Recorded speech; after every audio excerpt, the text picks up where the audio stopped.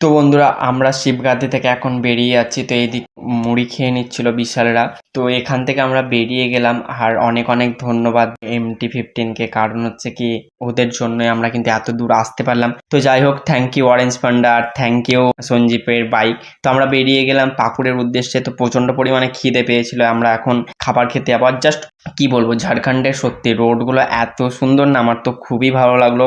আর আমরা চলে এসেছি এখন খাবার খেতে, মানে প্রচন্ড পরিমাণে খিদে পেয়েছিল। ওই চা খেয়েছিলাম, তারপর তো কিছুই খাইনি।